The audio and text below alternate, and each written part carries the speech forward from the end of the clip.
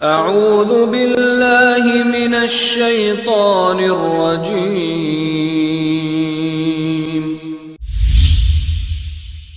بسم اللہ الرحمن الرحیم۔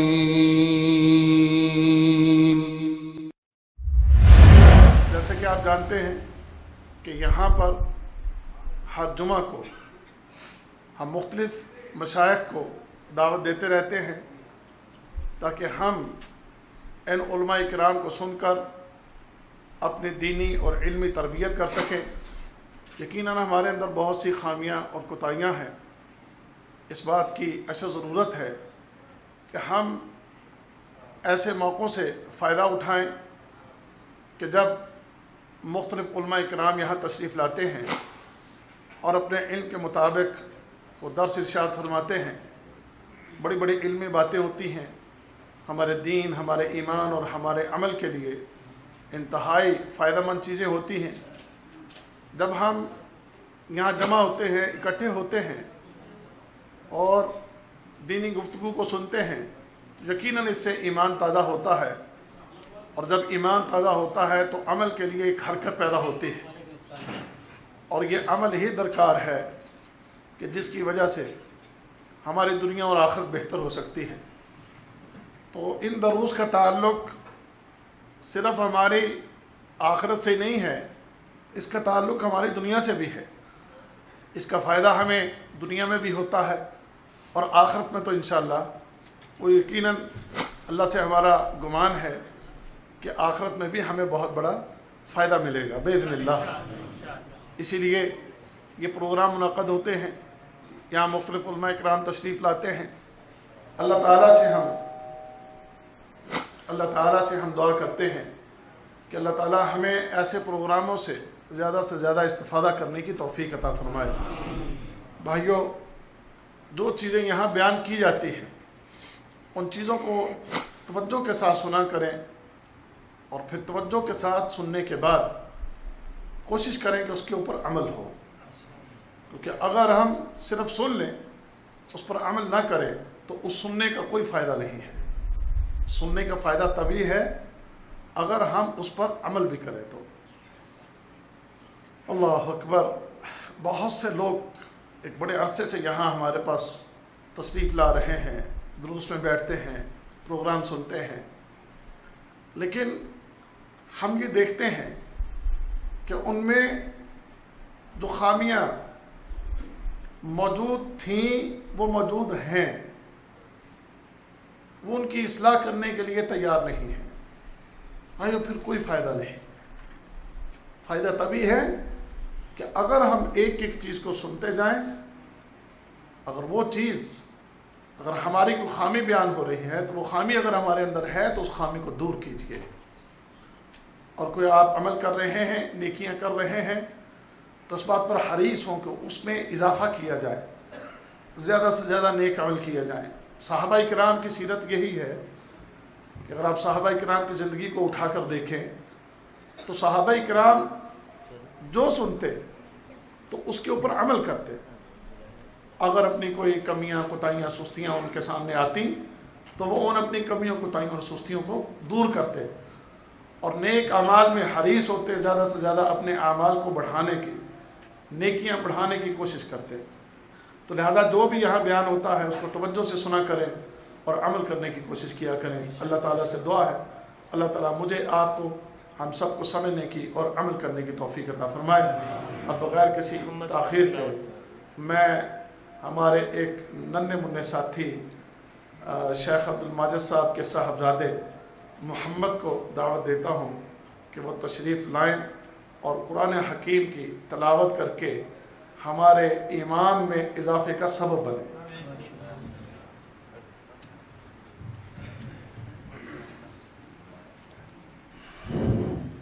اعوذ باللہ من الشیطان الرجیم، بسم اللہ الرحمن الرحیم۔ سبح اسم ربک الاعلی الذی خلق فسوى والذی قدر فهدى والذی اخرج المرعى فجعله غثاء نحوا سنقرئك فلا تنسى إلا ما شاء الله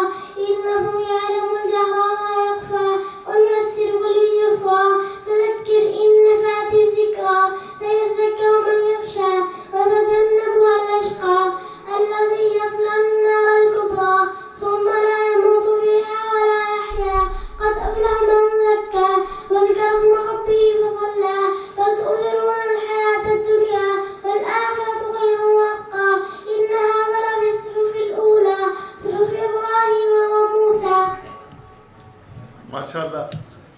अल्लाह ताला हमारे इस नन्हे मुन्ने बेटे की इस क़िरात को अपनी बारगाह में इसके लिए और इसके वालिदैन के लिए बाइस रहमत बनाए। अब बगैर किसी ताख़ीर के फ़ज़ीलतुल शेख अब्दुल माजिद हफ़िज़हुल्लाह ताला मैं उन्हें दावत ख़िताब देता हूँ और तमाम भाइयों से गुजारिश करता हूँ, आपको दावत समाअत देता हूँ, तवज्जो से सुने और कोई चीज़ फिर मोबाइल अपने बंद कर लें। जज़ाकुमुल्लाह खैर। अस्सलामु अलैकुम वरहमतुल्लाहि वबरकातुहू।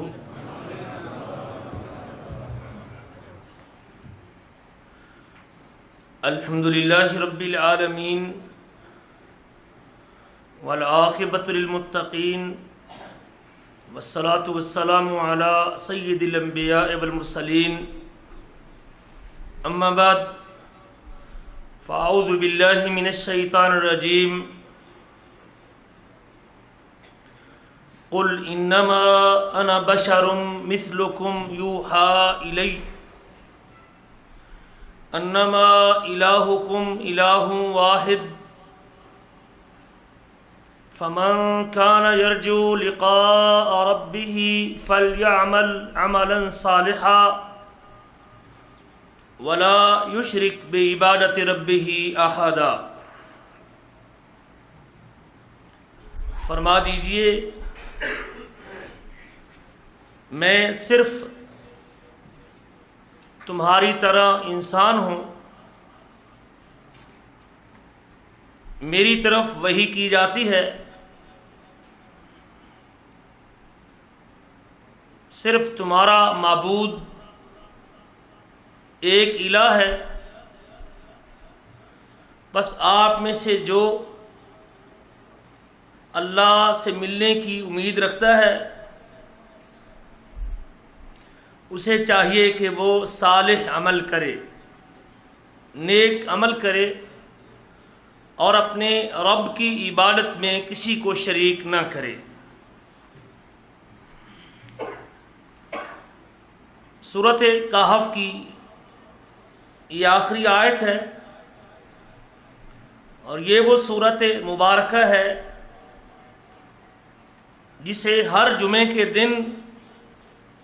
तिलावत करने की तलकीन मेरे आपके नबी हज़रत मुहम्मद रसूलुल्लाह सल्लल्लाहु अलैहि वसल्लम ने की है।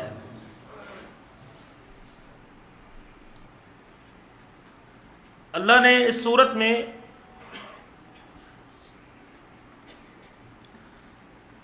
तीन अहम वाक़यात जिक्र किए हैं। ईमान वाले नौजवानों की दास्तान को बयान किया है, ज़ुल्क़रनैन का जिक्र भी किया है, माल दुनिया और दौलत पर इन्हसार करने वालों का इंजाम भी बयान किया है, ईमान, अमल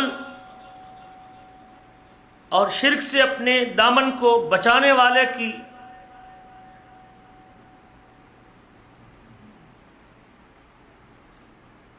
अहमियत भी बयान की है और आखिर में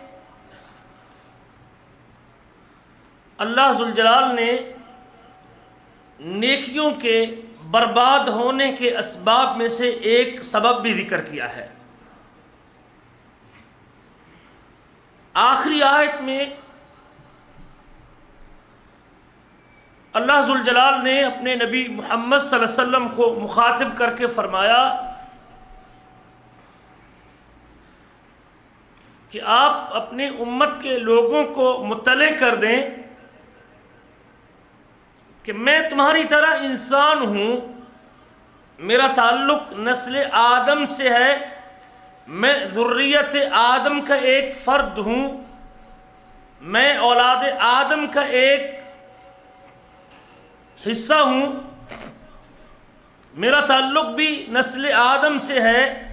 अलैहिस्सलाम।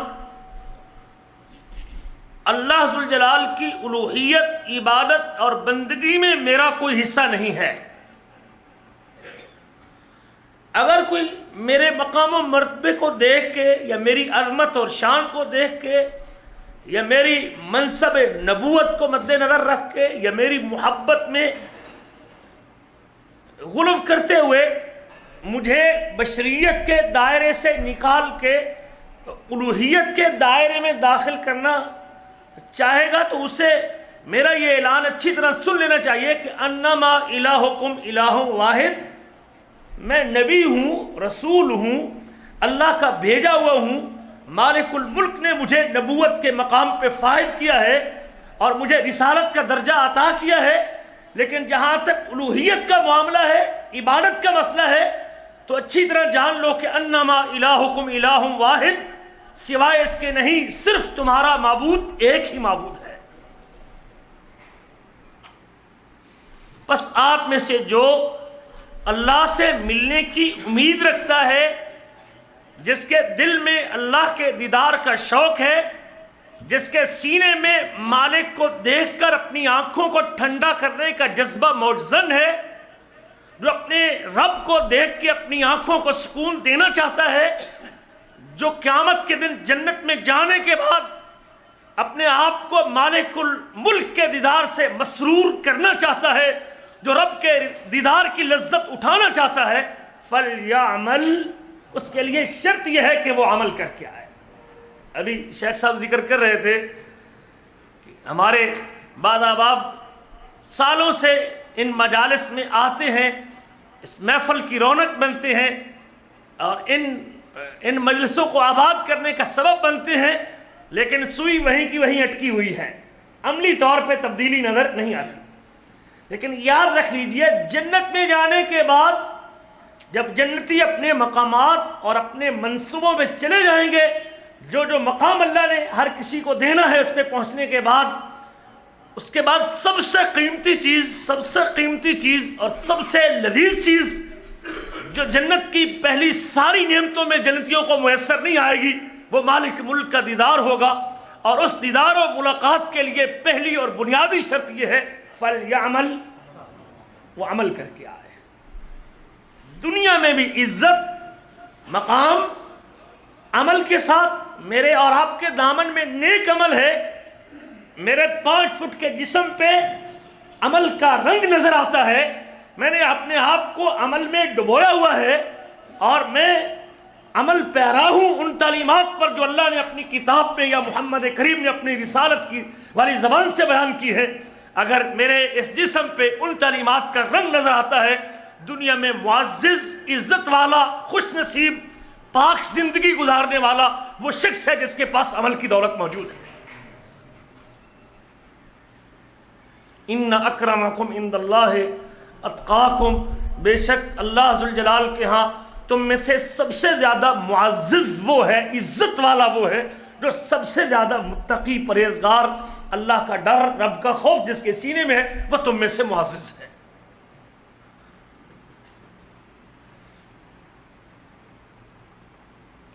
دنیا میں عزت، مقام اس آدمی کو اللہ نے عطا کیا ہے جو ایمان اور عمل صالح سے اپنے آپ کو مزین کیے ہوئے ہے۔ اگر آپ کا اللہ سے معاملہ درست ہے، لوگوں سے معاملہ ٹھیک ہے، کسی آدمی کو آپ پر انگلی اٹھانے کی جرات نہیں ہے۔ بڑی عزت اللہ عطا کرتا ہے۔ دنیا سے چلا بھی جاتا ہے، اس کی اولاد جب بگڑتی اور خراب ہوتی ہے اور لوگوں سے کوئی برا معاملہ کرتی ہے، لوگ اس کی نیکی، اطاعت اور عمل کی وجہ سے، دینداری کی وجہ سے کہتے ہیں اس کا باپ بڑا نیک آدمی تھا، اس کو چھوڑ دو، اس کا باپ بڑا نیک آدمی تھا۔ باپ چلا گیا دنیا سے، لیکن اس کی نیکی کا ثمرہ اس کی اولاد کاٹ رہی۔ سورۃ کہف کے اندر بھی اللہ نے ذکر کیا ہے نا، ان یتیم بچوں کی دیوار میں اللہ نے جو خزانہ محفوظ کیا تھا ان بچوں کے لیے، اور اس کا سبب کیا تھا کہ ان کا باپ بڑا، ان کے والدین بڑے نیک تھے۔ اللہ ذوالجلال نیکی کا صلہ اس کی نسلوں تک، اس کی اولادوں میں منتقل کرتے رہتے ہیں۔ اس کا ثواب دنیا میں، مثال دے رہا ہوں دنیا میں، اس میں وہ 3 آدمی جو سفر پہ تھے، معروف واقعہ ہے بنی اسرائیل کا، صحیح بخاری میں، جو طوفان کی وجہ سے ایک غار میں گئے اور غار میں جب پناہ لی اور غار میں بیٹھے، طوفان سے بچنے کے لیے اوپر سے پتھر گرا، غار کا منہ بند ہوا، پتھر کو ہٹانے کے لیے پورا زور لگایا لیکن پتھر نہ ہٹ سکا اور نہ ہل سکا، تو پھر تینوں نے ایک بات کہی تھی، فَإِنَّهُ لَا يُنْجِيكُم مِّنْ هَذِهِ الْمُصِيبَةِ، اس مشکل مصیبت میں کوئی چیز تم کو نجات دے نہیں سکتی، إِلَّا أَن تَدْعُوا اللَّهَ بِصَالِحِ أَعْمَالِكُمْ، مگر ایک بات، اگر تم اپنے نیک عمل، اپنا بہتر عمل، اپنا اچھا عمل، اپنا خالص عمل جو تم نے صرف اللہ کی رضا کے لیے کیا ہے، اگر وہ عمل مالک الملک کے دربار میں پیش کر کے دعا کرتے ہو تو اللہ ذوالجلال تم کو اس مصیبت سے چھٹکارا دے سکتا ہے۔ کیا انہوں نے، اور تینوں نے اپنے عمل پیش کیے، میں تفصیل میں نہیں جانا چاہتا، تینوں نے اپنا نیک عمل پیش کیا، ایک نے ماں باپ کی خدمت کا، دوسرے نے مزدور کی مزدوری اور اس کا حق ادا کرنے کا، اور تیسرے نے حرام سے اپنا دامن بچانے کا وہ نیک عمل پیش کیا، اور اس نیک عمل، صالح عمل، خالص عمل کا ثمرہ دنیا میں کاٹ لیا۔ دنیا میں بھی اگر آپ چاہتے ہیں کہ میری مشکلیں، پریشانیاں، مصائب، بے چینی، قلق یہ ختم ہو جائے، اس کا بہترین حل اپنے آپ کو عمل کے اوپر لے آئیے، نیکی کے اوپر لے آئیے۔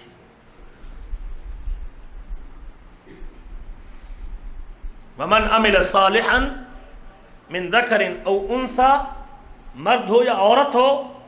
صالح عمل کرتا ہو، نیک اعمال اس کے دامن میں ہو، اچھا عمل اس کے پاس موجود ہو، وَهُوَ مُؤْمِنٌ، وہ ایمان کی حالت میں ہو، فَلَنُحْيِيَنَّهُ حَيَاةً طَيِّبَةً، ہم اس کو پاکیزہ زندگی عطا کرتے ہیں۔ پاک زندگی وہ نیک عمل کے اوپر منحصر ہے۔ دنیا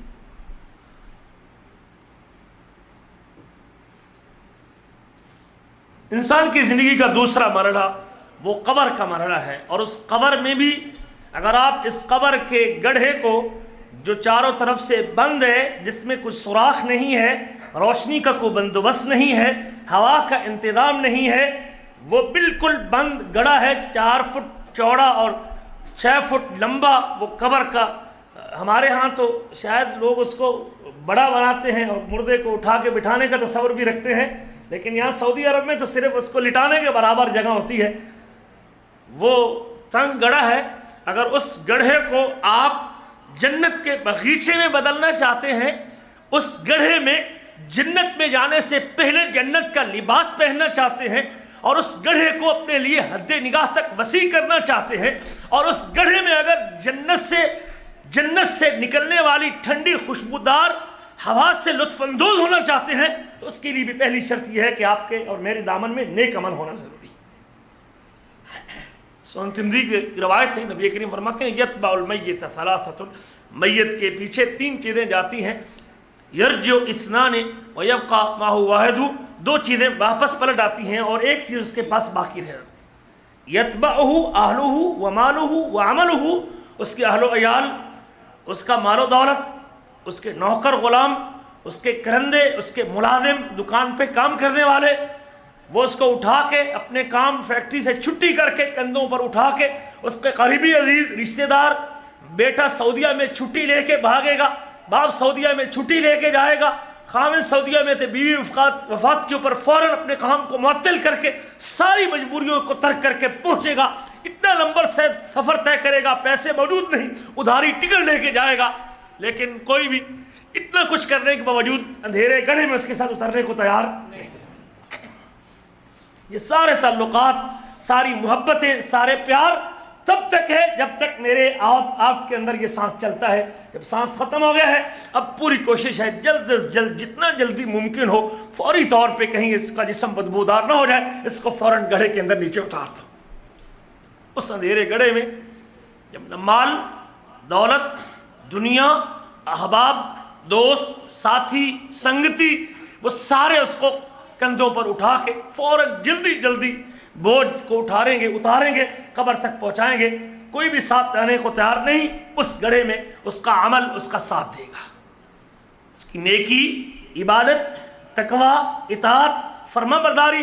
اللہ سے تعلق، رب ذوالجلال سے کتنا تعلق، فرائض کی پابندی، اخلاق کی بہتری، وہ اس گڑھے میں اس کے کام آنے والی ہے۔ انسان کی زندگی کا تیسرا مرحلہ اس قبر کے بعد مالک کے دربار میں پیش ہونے کا، حشر کے میدان میں آنے کا، جواب دہی کے لیے کھڑے ہونے کا، اور اس مرحلے میں بھی کامیاب سرخرو وہ شخص ہے جس کے پاس ایمان کے بعد عمل کی دولت موجود ہے۔ ان الذین آمنوا وعملوا الصالحات، بے شک وہ لوگ جو ایمان لائے اور ایمان لانے کے بعد نیک عمل کرتے رہے، کانت لہم جنات الفردوس نزلا، ان کی مہمان نوازی جنت کے ساتھ کریں گے۔ بے شک وہ لوگ جو ایمان لائے، ایمان لانے کے بعد نیک عمل کرتے رہے، لہم جنات تجری من تحتها الانہار، ان کے لیے باغات جن باغات کے نیچے نہریں بہتی ہیں، اور وہ باغات جس میں وہ ہمیشہ رہیں گے، ذالک الفوز القدیم، اور کبھی ذالک الفوز العظیم، یہ فوز الکبیر، یہ سب سے بڑی کامیابی، اور سب سے بڑی کامیابی یہی ہے کہ اگر مجھے اور آپ کو قیامت کے دن مالک ایمان اور عمل کے صلے میں جنت عطا کر دے۔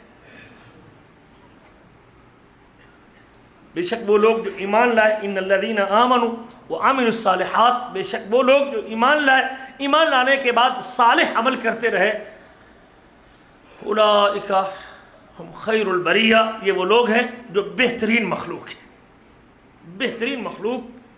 کو بھی اللہ نے ایمان اور عمل کے ساتھ مشروط کیا ہے۔ تیسرے مرحلے میں بھی کامیابی کے انحصار عمل کے اوپر ہے۔ نبی کریم اپنی لخت جگر اور اپنی بیٹی حضرت فاطمہ سے کہا کرتے تھے، اعملی یا فاطمہ، او فاطمہ عمل کر لے، فاطمہ عمل کر لے، میں محمد نبیوں کا سردار، انبیاء سے اعلیٰ اور اولیٰ، تمام نبیوں سے افضل، پورے نبیوں کا سید، انی لا اغنی عنک شیئا، میں تجھے اللہ کی پکڑ سے نہیں بچا سکوں۔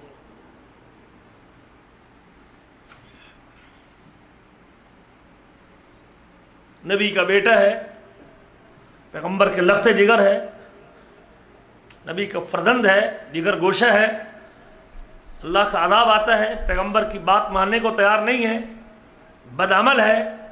نبی کی آواز پہ لبیک نہیں کہتا، جب پانی کی موجوں میں ڈوبنے لگتا ہے، پدری شفقت جوش مارتی ہے، باپ کی محبت مجبور کرتی ہے، اور مالک الملک کے سامنے درخواست پیش کرتا ہے، اللہ میرا بیٹا ہے، ان ابنی من اہلی، یہ میرا بیٹا میرے اہل میں سے ہے، میرے خاندان کا فرد ہے، یہ میرا لخت جگر ہے، تو تھوڑی سی رعایت کر دے اپنے قانون میں، تو تیرے لیے کیا مشکل ہے؟ میں پیغمبر اولو العزم رسولوں میں سے ایک حضرت نوح علیہ السلام ہے، اور بیٹے کو ڈوبتا دیکھ کے برداشت نہ ہوا، مالک الملک سے درخواست کی، اللہ نے جواب دے دیا، انہو لیس من اہلک، یہ تیرے اہل میں سے نہیں، انہو عمل غیر صالح، اس کا عمل صالح نہیں ہے۔ قرابت داری، رشتہ داری، خاندانی تعلق، نبی کریم سے نسبی رشتہ، یہ کسی کو بھی اللہ کے عذاب سے قیامت کے دن نہیں بچا سکے گا۔ اگر بات بننی ہے تو اس کے اعمال کے اوپر اور نیکیوں کے اوپر بننی ہے۔ عمل کی اتنی اہمیت ہے، بعض اوقات ایسے واقعات بھی ملتے ہیں کہ لوگ کوئی خاندانی بیک گراؤنڈ نہیں رکھتے، ہاشمی، قریشی، سید زادہ، اس قسم کے لقب ان کے ساتھ نہیں لگتے، جس فئہ اور جماعت سے تعلق ہے وہ غلاموں کی جماعت ہے، رنگ بھی کوئی اتنا خوبصورت نہیں ہے، ہونٹ بھی موٹے موٹے ہیں، نوکری کرتے ہیں لوگوں کی، سرداروں کی، لیکن ایمان اور عمل سے مالا مال ہے۔ اللہ ذوالجلال نے دنیا میں ایسی عزت سے نوازا، چلتا مکے اور مدینے کی گلیوں میں تھا اور اس کے قدموں کی چاپ جنت میں سنائی دیتی تھی، اور ادھر بڑے بڑے چمکتے چہروں والے اور انگارے کی طرح روشن چہروں والے، خوبصورت چہروں والے خاندان قریش کے افراد اور بنی ہاشم کے افراد، اللہ نے قیامت تک کے لیے کہہ دیا تبت یدا ابی لہب وتب، یہ خود بھی برباد، اس کے ہاتھ بھی ٹوٹ جائے، اور اس کو اس کا مال بھی کام نہیں آئے گا، اس کا سٹیٹس بھی کام نہیں آئے گا، جو اس نے کمایا وہ بھی کام نہیں آئے گا، سیصلی نارا ذات لہب، وہ بھڑکتی ہوئی آگ کے اندر چلا جائے گا۔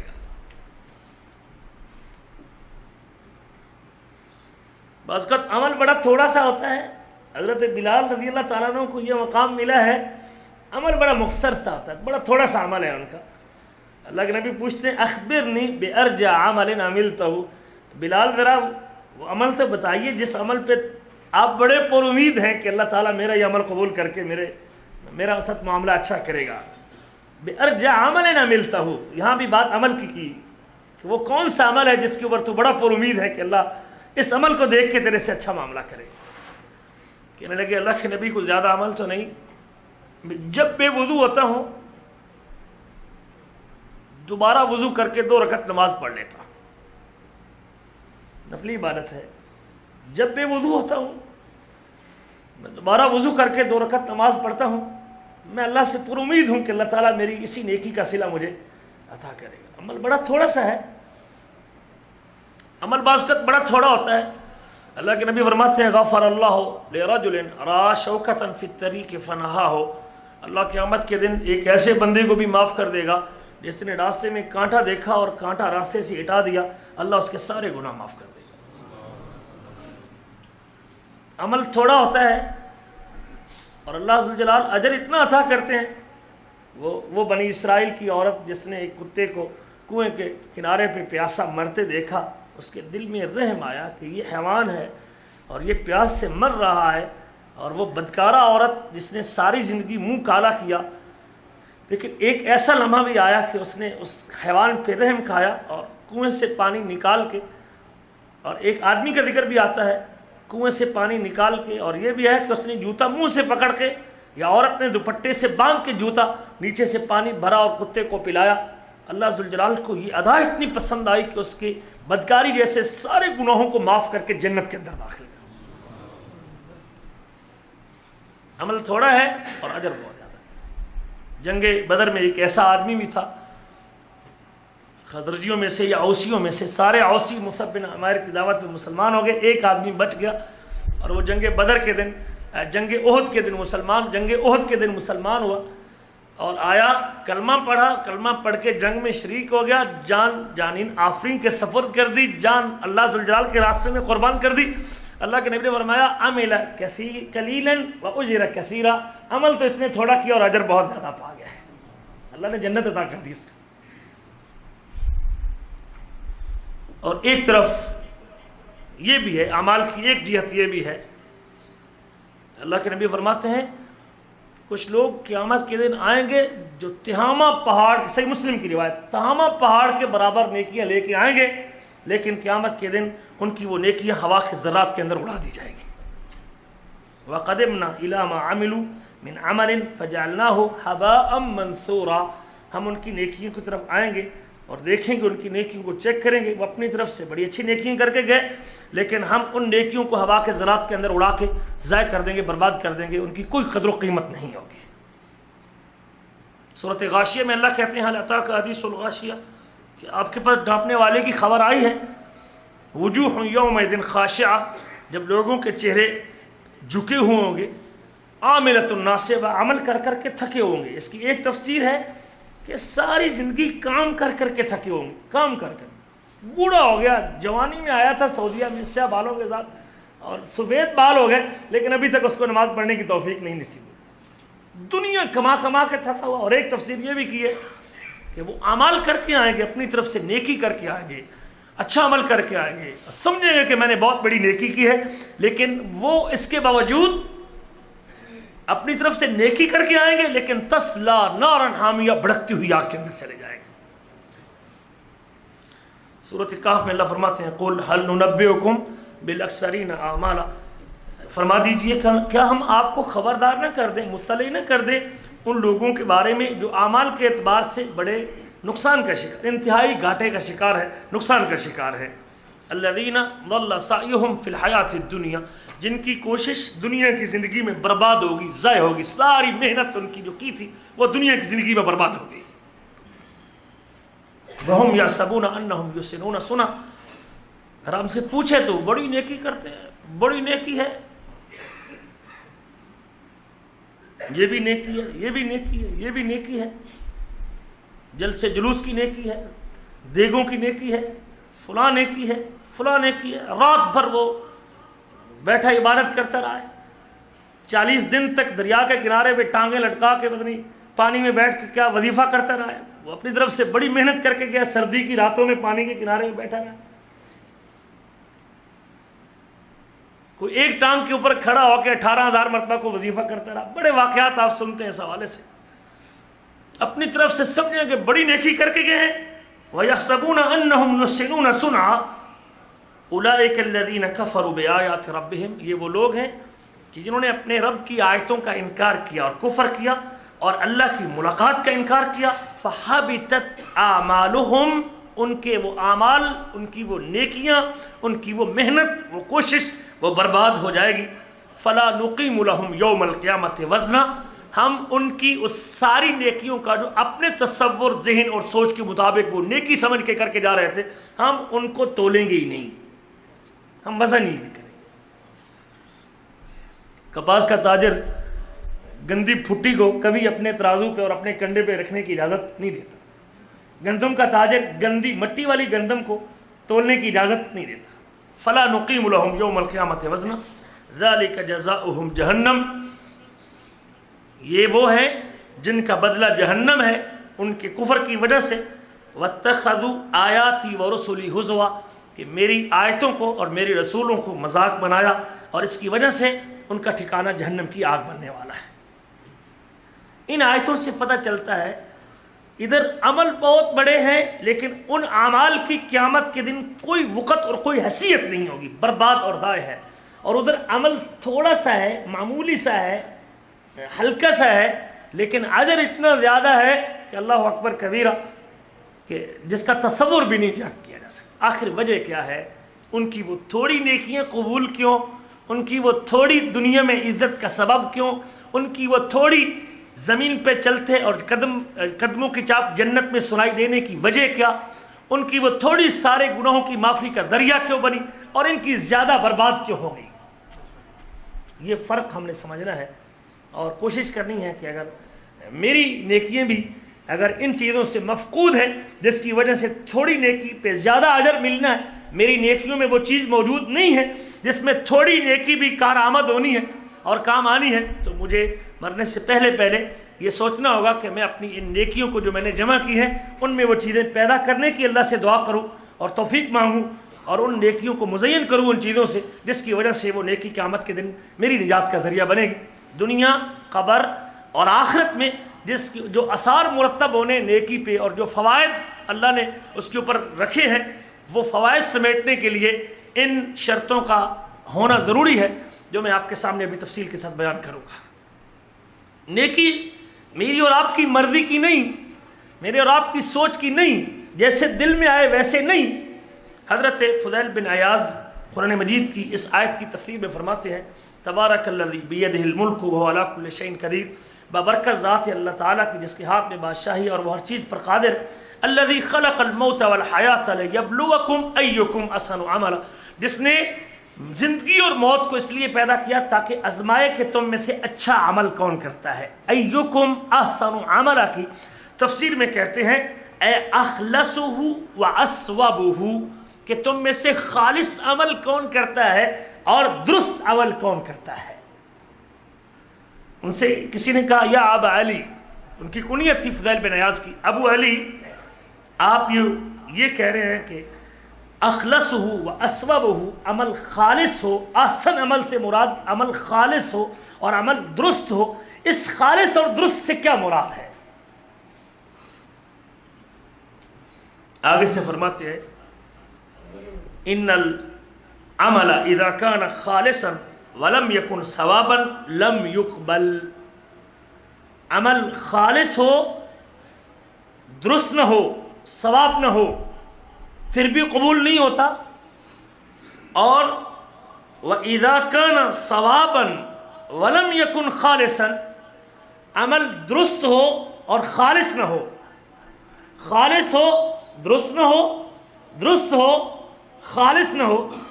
جب یہ دونوں میں سے ایک چیز عمل سے مفقود اور عمل اس سے خالی ہوگا, یا خلوص سے خالی ہو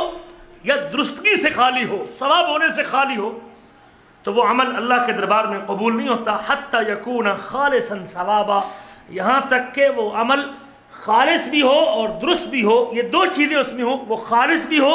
اور درست بھی ہو، خالص بھی ہو اور درست بھی ہو، تو پھر وہ عمل اللہ ذوالجلال کے دربار میں مقبول ہوتا ہے۔ اب آگے سے وہ خود وضاحت کرتے ہیں کہ خالص سے کیا مراد ہے اور درست سے کیا مراد ہے۔ فرماتے ہیں والخالص ما کان للہ، عمل خالص وہ ہوتا ہے جو اللہ کے لیے ہوتا ہے، عمل خالص وہ ہوتا ہے جو اللہ کے لیے ہوتا ہے۔ والثواب ما کان علی السنت، اور عمل ثواب تب بنتا ہے، درست تب ہوتا ہے جب وہ سنت کے مطابق ہوتا ہے۔ یہ فضیل بن عیاض نے قرآن مجید کی سورۃ ملک کی اس تفسیر میں ذکر کیا کہ اعمال کی قبولیت کے لیے دو شرطیں ہیں، عمل خالص ہو اور عمل ثواب ہو۔ خالص ہے، ثواب نہیں، درست نہیں، صاد کے ساتھ، خالص ہے درست نہیں پھر بھی قبول نہیں، درست ہے خالص ہے پھر بھی قبول نہیں۔ خالص وہ ہوتا ہے جو اللہ کے لیے ہو اور درست وہ ہوتا ہے جو سنت کے مطابق ہو۔ اعمال کی قبولیت کی یہ دو بنیادی شرطیں ہیں، عمل خالص ہو، اللہ کے لیے ہو، اور عمل درست ہو۔ جب ان دونوں میں سے ایک شرط بھی مفقود ہو جائے گی میرے اور آپ کی نیکیوں میں، بے شک وہ زمین سے لے کر آسمان تک، وہ رات کا قیام ہو، وہ دن کی تلاوت ہو، وہ نفلی روزہ اور عبادت ہو، وہ صدقہ و خیرات ہو، کوئی نیکی بھی، وہ ذکر اور تسبیح ہو، جب وہ ان دو شرطوں سے خالی ہوگا، قیامت کے دن یا دنیا میں یا قبر میں، وہ عمل میری نجات اور میری کامیابی کا سبب نہیں بنے گا۔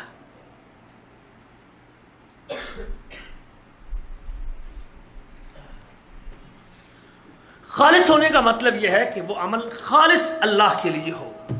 اللہ کے لیے خالص ہونے کے لیے تین باتوں کا خیال رکھنا ضروری ہے۔ نمبر ایک، عمل کرنے والا اللہ کی توحید پہ قائم ہو، اس کا اللہ کے بارے میں تصور درست ہو، اللہ ذوالجلال کے اوپر ایمان ہو اور ایمان باللہ کے تقاضوں کو پورا کرتا ہو۔ ایمان باللہ کے تین تقاضے ہیں کہ اس کائنات کا رب اکیلا اللہ ہے اور وہ اپنے کاموں میں اکیلا ہے اور اس کا کوئی شریک نہیں۔ ایمان باللہ کا دوسرا تقاضا یہ ہے کہ اس کائنات میں الہ اور معبود برحق صرف اللہ کی ذات ہے اور اللہ کے علاوہ کوئی عبادت کے لائق نہیں۔ اور ایمان باللہ کا تیسرا تقاضا یہ ہے کہ اس اللہ کے اچھے اچھے نام اور اس اللہ کی بہترین صفات ہیں، اس کے کاموں میں تو دور، اس کے ناموں کے اندر بھی کوئی شریک نہیں ہے۔ جو اس کا نام ہے وہ نام بھی کسی کو دینا درست نہیں ہے اس حیثیت کے ساتھ جو اللہ ذوالجلال کا نام ہے۔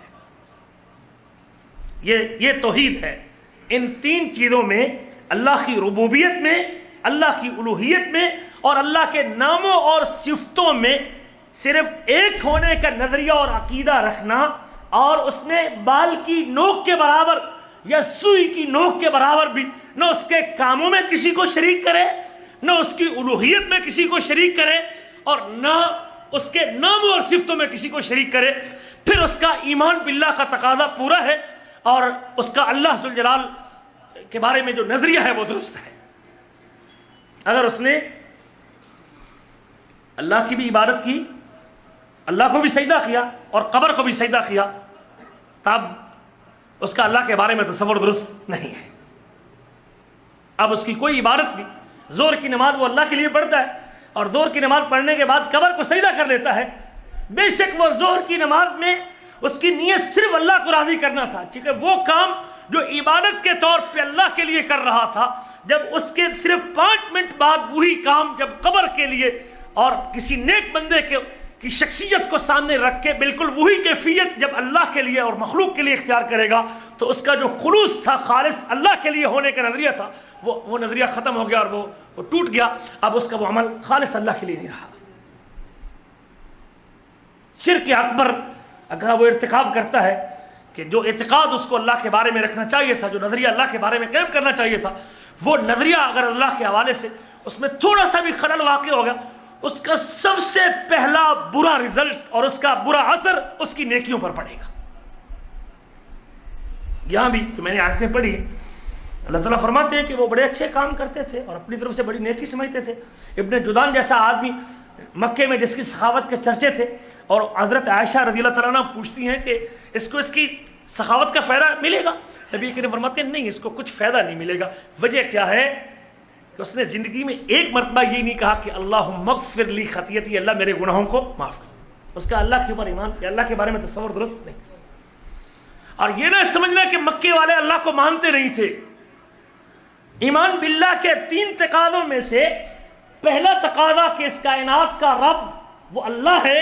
اس کائنات کا رب وہ اللہ ہے, خالق, مالک, رازق, محی, ممیت, زندگی موت کا مالک, نفع نقصان دینے والا وہ اللہ ہے. اس حد تک توحید ربوبیت کے جو تقاضے تھے وہ مکہ والے مانتے تھے, پورے کرتے تھے. اور اللہ نے 5 جگہوں پہ سورۃ عنکبوت, سورۃ یونس, سورۃ اعراف, سورۃ لقمان, سورۃ زخرف, 5 جگہوں پہ اللہ نے یہ ذکر کیا ہے وَلَئِن سَأَلْتَهُم مَّنْ خَلَقَ السَّمَاوَاتِ وَالْأَرْضِ. حبیب کبریا اگر مکہ والوں سے یہ پوچھئے کہ آسمان و زمین کا خالق کون, آسمان و زمین کو وجود دینے والا کون, سورج اور چاند کو مسخر کرنے والا کون, آنکھ پہ ناک پہ کنٹرول کس کا, کائنات کی تدبیر کرنے والا کون, یہ مکے کے سارے مشرک جو الوہیت میں شرک کرتے ہیں یہ پکار اٹھیں گے لَيَقُولُنَّ اللَّهُ, یہ ضرور کہیں گے کہ خالق بھی اللہ ہے, مالک بھی اللہ ہے, رازق بھی اللہ ہے, زندگی اور موت کا مالک بھی اللہ ہے, کان پہ کنٹرول بھی اللہ کا بھی ہے, رزق دینے والا بھی اللہ ہے. یہ سارا کچھ مانتے ہیں مکہ کے لوگ. لہذا وہ اللہ کے سرے سے منکر داریے نہیں تھے, مانتے تھے, رب مانتے تھے, لیکن الوہیت کے بارے میں ان کا تصور درست, الوہیت کے بارے میں ان کا نظریہ ٹھیک نہیں تھا. رسولوں کا مذاق اڑاتے تھے. یہاں اللہ نے ذکر کیا اولئک الذین کفروا بآیات ربہم, اللہ کی آیتوں کا انکار کیا, ہم ان کے اعمال برباد کر دیں گے, تولیں گے نہیں. وجہ کیا ہے کہ اتخذوا آیاتی ورسلی ہزوا, میری آیتوں اور میرے رسولوں کا مذاق کیا ہے ان لوگوں. رب مانتے تھے.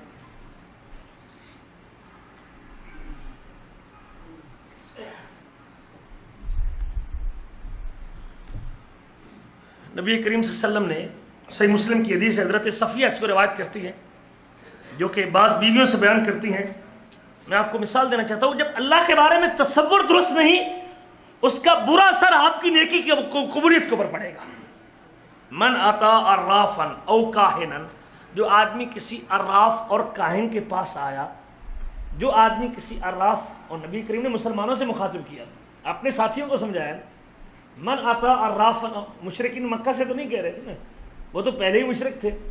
من اتا عرافا, جو عراف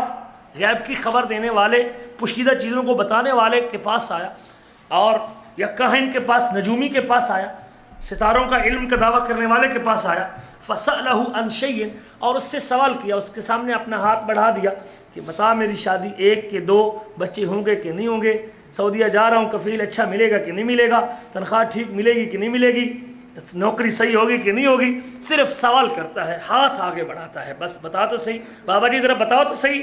ویزا لے رہا ہوں, یہ کام آئے گا کہ نہیں آئے گا. من اتا عرافا فسألہ عن شیء لم تقبل له صلاة 40 لیلة, چونکہ علم غیب اللہ ذوالجلال کو ہے, غیب کی خبریں دینے والا اللہ ذوالجلال ہے. ایک مسلمان کا عقیدہ یہ ہونا چاہیے کہ اللہ کے علاوہ کسی کے پاس علم غیب نہیں ہے. جب اس کی توحید اور عقیدے کے اس پہلو میں تھوڑا سا نقص پیدا ہوا کہ اس نے مخلوق میں سے کسی کی طرف غیب کی نسبت کرتے ہوئے اور یہ اعتقاد رکھتے ہوئے کہ یہ بھی غیب کی خبر بتا سکتا ہے, توحید کے وسیع مفہوم میں سے جب اس کے تھوڑے سے ایک جز کے بارے میں اس میں خلل پیدا ہوا, نتیجہ کیا نکلا کہ اللہ کے نبی فرماتے 40 راتوں تک کی اس کی نماز نہ قابل قبول ہو جائے گی. اس کو اس ناحیے سے دیکھیے کہ توحید اور عقیدے میں خلل,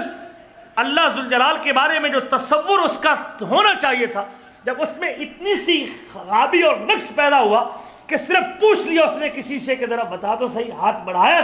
صرف پوچھنے کی وجہ سے اس کی 40 راتوں کی نماز رد.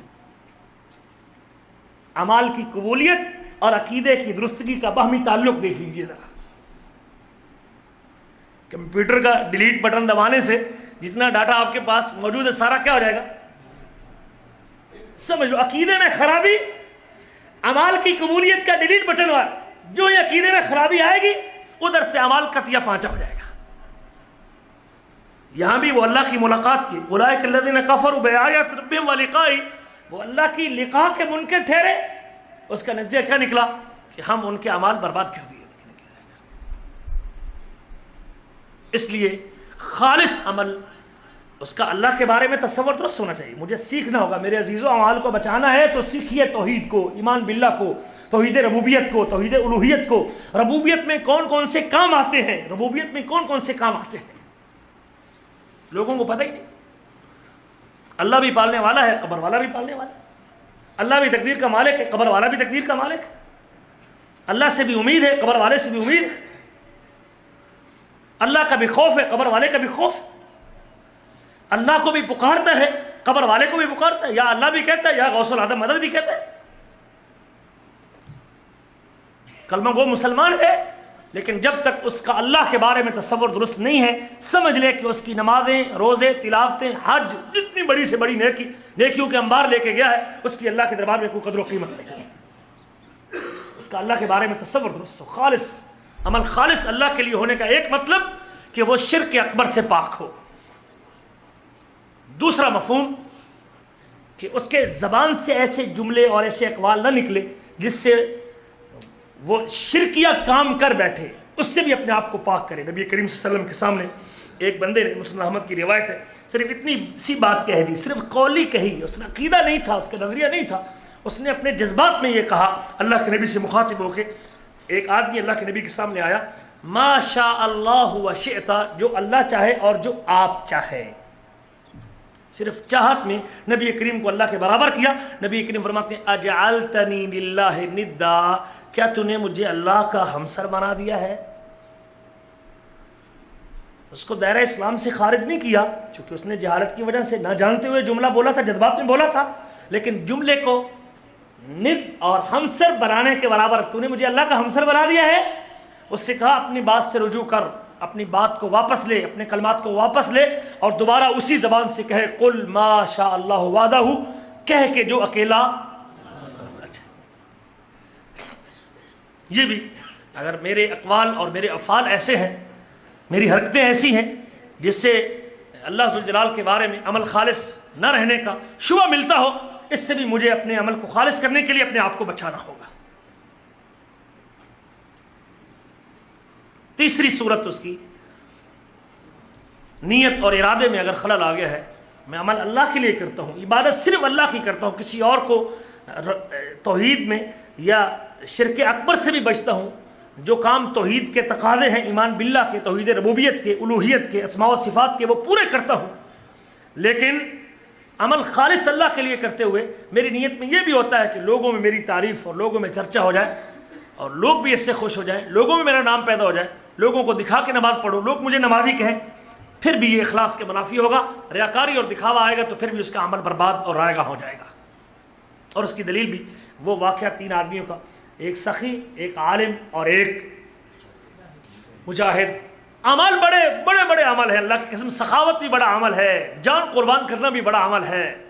اور علم اور دین کی دعوت دینا بھی بڑا عمل ہے، لیکن مالک الملک کے دربار میں وہ آدمی اتنے بڑے اعمال لے جانے کے باوجود خلوص ختم ہو گیا اس کے اندر، جو خالص اللہ کے لیے ہونا چاہیے تھا۔ جب اس میں ریاکاری اور دکھاوے کی تھوڑی سی ملاوٹ ہو گئی، اللہ تعالیٰ نبی کریم فرماتے ہیں کہ اس کو جہنم میں اوندے منہ پھینک دیا جائے گا، اس کی وہ نیکی برباد ہو جائے گی۔ شرک اکبر سے بھی پاک ہو، شرک اصغر سے بھی پاک ہو، ریاکاری اور دکھاوا۔ نبی کریم فرماتے ہیں، اللہ تعالیٰ نے فرمایا حدیث قدسی، انا اغنا عن الشرکاء، میں شریکوں سے بے پرواہ ہوں۔ من عمل عملا، جس نے ایسا عمل کیا، اشرک معی غیری، جس نے میرے ساتھ کسی اور کو شریک کیا، ترکتہ وشرکا، میں اس کو بھی چھوڑ دیتا ہوں، اس کے شرک کو بھی چھوڑ دیتا ہوں۔ حدیث قدسی۔ تو خالص عمل خالص ہونا چاہیے۔ اگر میں چاہتا ہوں کہ میری یہ نیکیوں کا، میرے درسوں کا، میری عبادت کا، روزے حج زکوٰۃ کا مجھے اجر ملے، تو مجھے عمل خالص اللہ کے لیے کرنا چاہیے۔ ورنہ جب اس خلوص کے اندر فرق آئے گا، سمجھ لو کہ تیری وہ ساری پونجی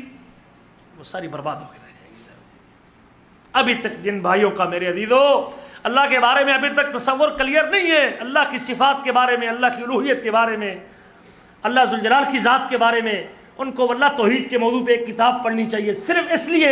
میں اللہ کی قسم کسی کو مشرک نہیں کہنے کے لیے بیٹھا، صرف دل میں یہ آتا ہے کہیں نہ جانتے ہوئے بھی شرک کرنے کی وجہ سے اس کی ساری یہ پونجی اور ساری محنت بیکار نہ چلی جائے.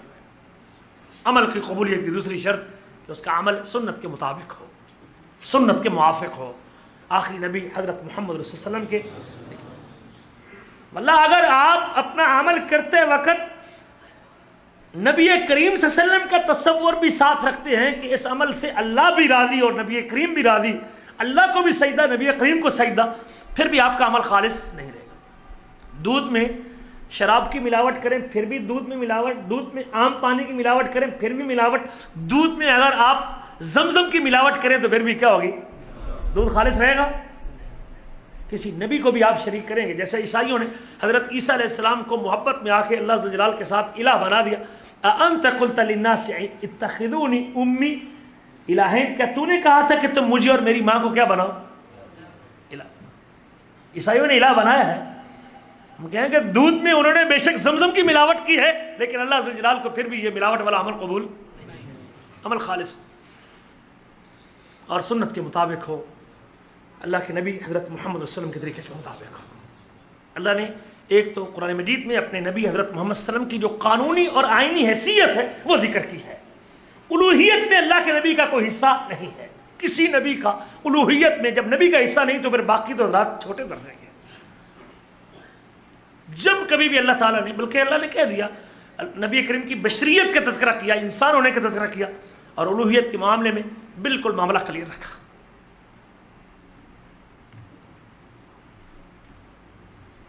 اللہ کے رسول صلی اللہ علیہ وسلم کی آئینی حیثیت ذکر کی کہ اگر کوئی شخص نبی کا فرمان آنے کے بعد اور نبی کی حدیث آنے کے بعد، نبی کریم کی سنت آنے کے بعد اپنی مرضی کرتا ہے اور اپنی من چاہی کرتا ہے، جو دل میں آتا ہے وہ کرتا ہے، اس کا ایمان ہی باقی نہیں بچتا، اس کا ایمان ہی باقی نہیں بچتا. رسول پر ایمان کا تصور بھی سمجھو اس کا ختم ہو چکا ہے. صحیح بخاری میں کتاب التفسیر میں وہ انصاری اور زبیر کا جو واقعہ بڑا معروف ہے، میں صرف اشارہ کر کے آگے چلوں. دونوں کا پانی کے بارے میں جھگڑا ہوا، جب وہ دونوں اپنا مقدمہ لے کے نبی کریم کے پاس آئے، رسول کریم صلی اللہ علیہ وسلم نے معاملے میں وسعت کے پیش نظر کہ معاملہ اتنا کو بڑا نہیں ہے، یہ فرما دیا کہ زبیر چل پانی ایک مرتبہ زمین میں گھومنے دیا کر اور پانی چھوڑ دینا اپنے بھائی کے لیے. اس کے اوپر جب انصاری نے تحفظ کا اظہار کیا کہ ان کان ابن عمتک یا رسول اللہ، پھوپھی کا بیٹا تھا اس لیے فیصلہ کیا اللہ کے نبی. رسول کریم کی اس مشورے پہ جب اس نے ان قسم کے جذبات کا اظہار کیا تو اللہ کے نبی کے چہرے کا رنگ تبدیل ہو گیا، غصے میں آ گیا اور فرمایا زبیر اس کے یا زبیر اپنے کھیت کو اچھی طرح پانی پلا، حتیٰ کہ پانی اس کے بنڈیروں تک اور اس کی دیواروں تک جو پانی روکنے کے لیے بنی ہوئی ہے وہاں تک پانی پہنچ جائے اور پھر پانی چھوڑنا.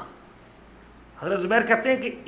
اسی رویے پہ اس مسلمان، انصاری مسلمان کے نبی کریم کے فرمان کے مقابلے میں صرف یہ جملہ بولنے کی وجہ سے اللہ نے یہ آیت نازل کی، فلا وربک لا یؤمنون حتی یحکموک فیما شجر بینہم، مجھے تیرے رب ہونے کی قسم ہے کوئی اس وقت تک مومن نہیں ہوگا، اس وقت تک مومن نہیں ہوں گے، ایماندار نہیں ہوں گے، ایمان نہیں بچے گا جب تک تمام جھگڑوں میں حضرت محمد صلی اللہ علیہ وسلم کو فائنل اتھارٹی نہ دے لیں اور آپ کو چیف جسٹس نہ مان لیں اور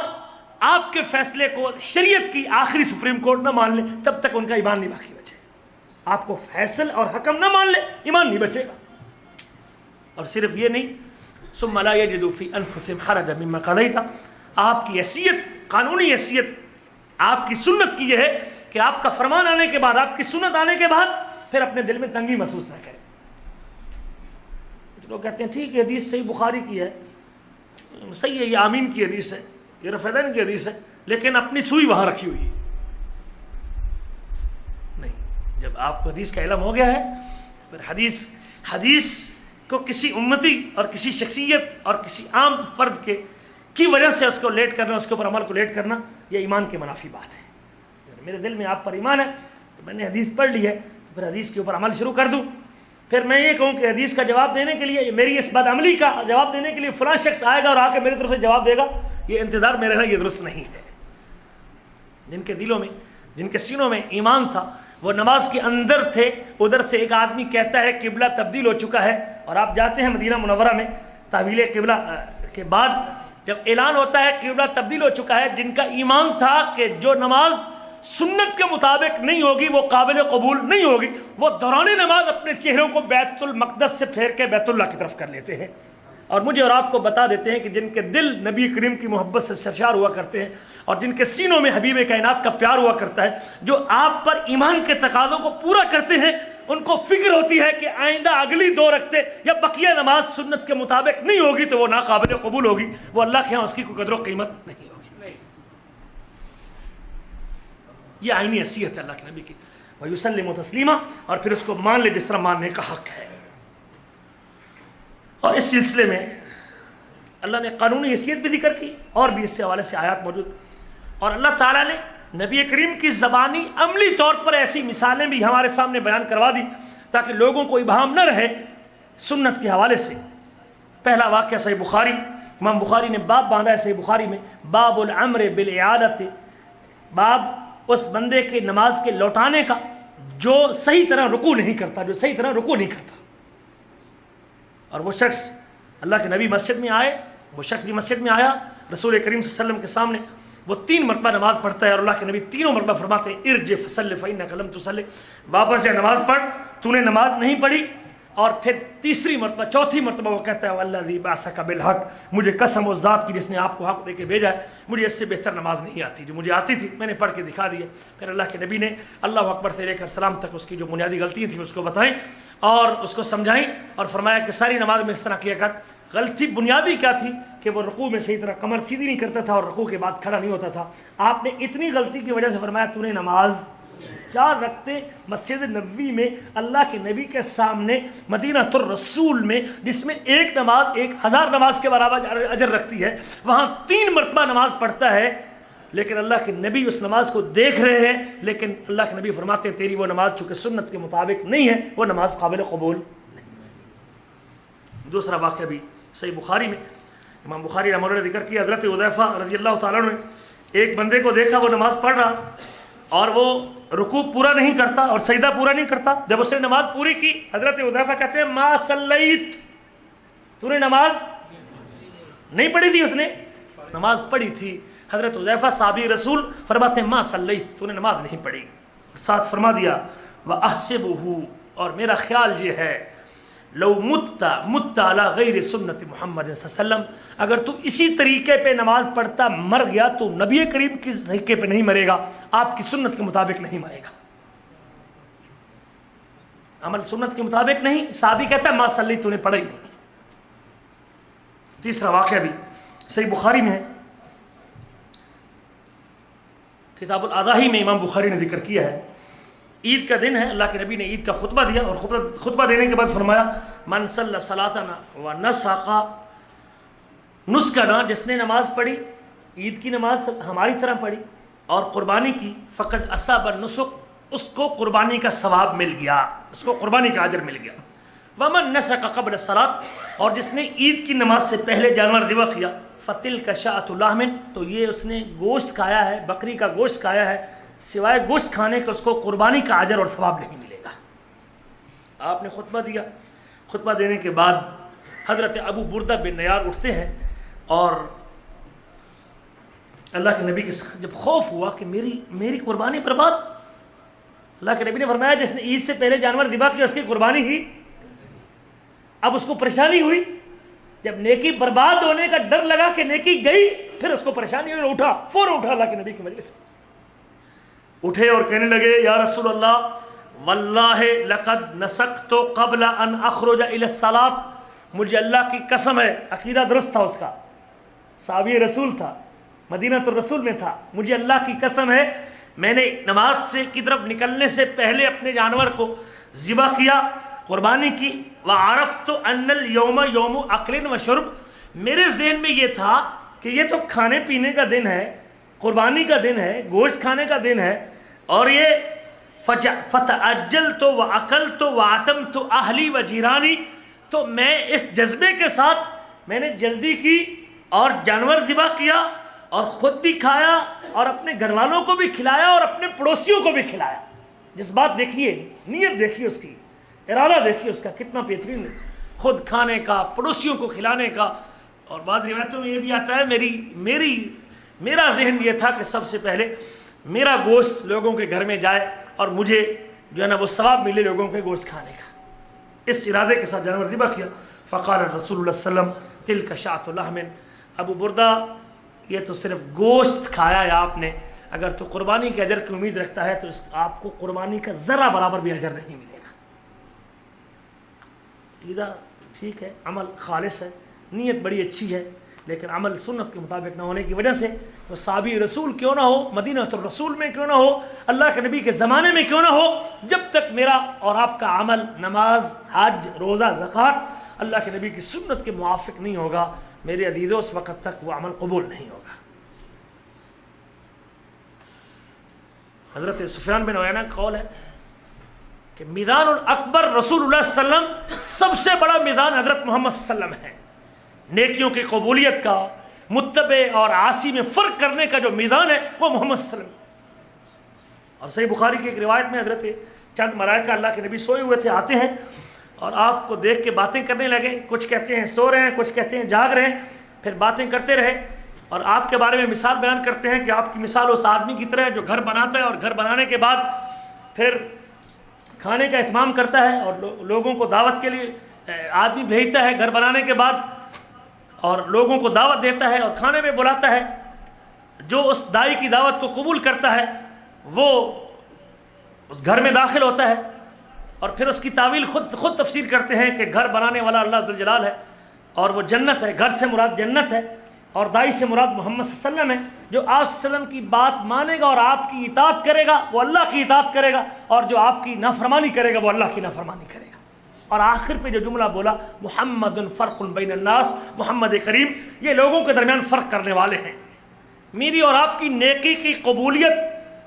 کا سبب یہ ہے، اگر وہ رسول کریم کے طریقے پہ ہے تو وہ نیکی قبول ہے، آپ کے طریقے پہ نہیں تو وہ قبول نہیں. نیکی کی قبولیت کا معیار وہ حضرت محمد صلی اللہ علیہ وسلم کا طریقہ ہے. میری آپ کی مرضی، میرے امام کی مرضی، فلاں کی مرضی، فلاں کا طریقہ، فلاں کا طریقہ. اللہ کی قسم لوگوں نے تو یہ باتیں بھی کہہ دیں. علامہ کرخی ایک معروف عالم ہے، کہتے ہیں کل آیت و حدیث تخالف مذہبنا اما معول و اما منسوخ. ہر وہ آیت اور ہر وہ حدیث جو ہمارے مذہب سے ٹکراتی ہے اور ہمارے مذہب سے مخالف ہے، یا وہ منسوخ ہے یا ہم اس کا معنی بدل دیں گے اور اس کی تعویل کر دیں گے. کیا جواب دیں گے قیامت کے دن نبی کریم صلی اللہ علیہ وسلم کو اس قسم کے جملے بول کے کہ ہم اگر کسی امتی کی خاطر نبی کریم کا فرمان چھوڑ رہے ہیں اور اپنے عمل کو سنت کے مطابق نہ بنا کے اپنے عمل کو عدم مقبول ہونے کا اور اس کے قبول نہ ہونے کا سبب بن رہے ہیں؟ نہیں. اگر اللہ نے، اور واللہ اللہ کی قسم، اگر نبی کریم کا یہ حق صحیح معنوں میں کسی نے آپ کو دیا ہے، جس نے بھی آپ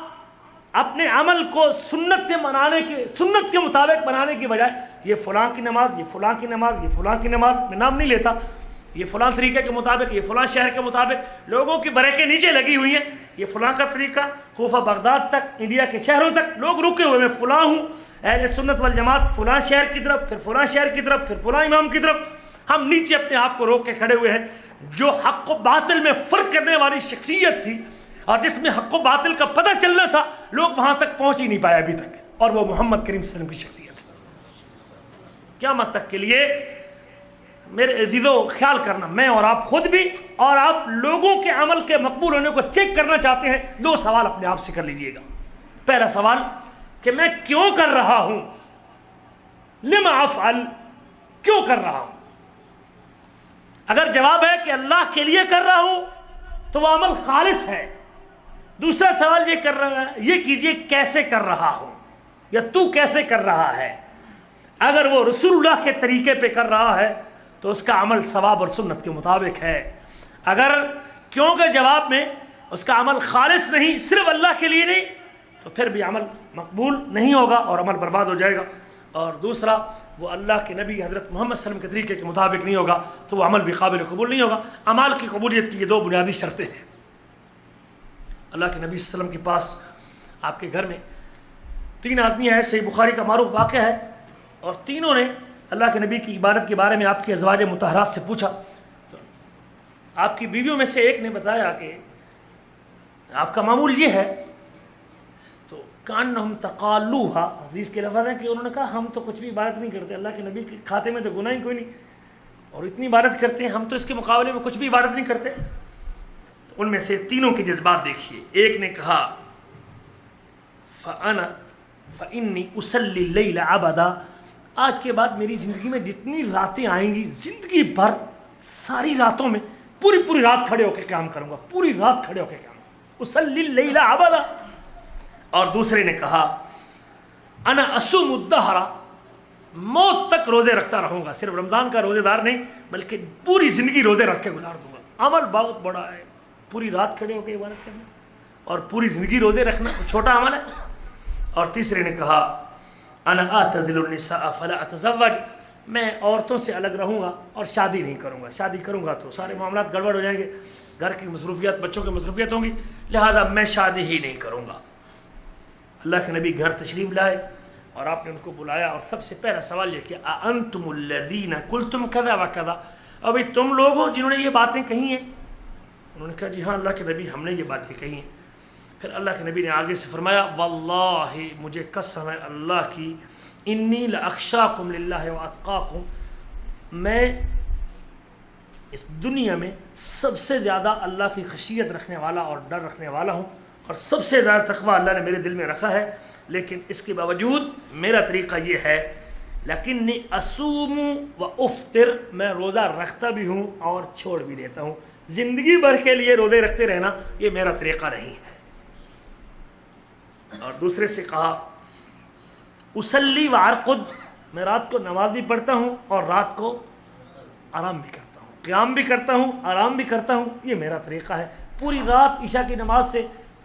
عشاء کے وضو سے فجر کی نماز پڑھنا یہ میرا طریقہ نہیں ہے. میں نے جسم کا حق بھی ادا کرتا ہوں، بیوی کا حق بھی ادا کرتا ہوں، بیویوں کا حق ادا کرتا ہوں، اور یہ میرا طریقہ. تیسرے سے کہا کہ میں اتزوج النساء، میں نے عورتوں سے شادی کر رکھی ہے، اور شادی نہ کر کے کوئی اللہ کے قریب ہونے کی کوشش کرتا ہے تو اللہ تعالیٰ کو اس کی یہ مشقت برداشت کرنا، یہ اللہ کے یہاں اس کی کوئی قدر و قیمت نہیں ہے. فمن رغب عن سنتی فلیس منی، جو میری سنت سے منہ موڑ لے گا، جو میرے طریقے کو چھوڑ دے گا، فلیس منی، وہ میرے میں سے نہیں ہے. کہنے والے صحابی تھے، مدینہ الرسول میں تھے، نیتیں خالص تھیں، ارادے نیک تھے، عمل بڑے بھاری تھے، بڑے مشقت والے تھے، لیکن سب کچھ ہونے کے باوجود اللہ کے نبی فرماتے ہیں فمن راغب عن سنتی فلیس منی، جس نے میری سنت کو چھوڑ دیا اس کا میرے سے کوئی تعلق نہیں ہے. اس لیے میرے عزیزو، جب دنیا قبر اور آخرت میں آدمی کو نیکیوں کی ضرورت ہے تو پھر مجھے اور آپ کو یہ سوچنا ہوگا کہ میں اپنے دامن میں وہ اعمال جمع کروں جو اعمال اللہ کے ہاں قبولیت کے درجے اور قبولیت کے معیار کے اوپر آتے ہوں. نمبر 1 عقیدہ توحید کو درست کروں اور عمل کو خالص کروں، اور نمبر 2 اپنے اعمال کو سنت کے مطابق بناؤں. اللہ سے دعا ہے کہ اللہ مجھے اور آپ کو ان 2 شرطوں کے مطابق عمل کرنے کی توفیق نصیب فرمائے.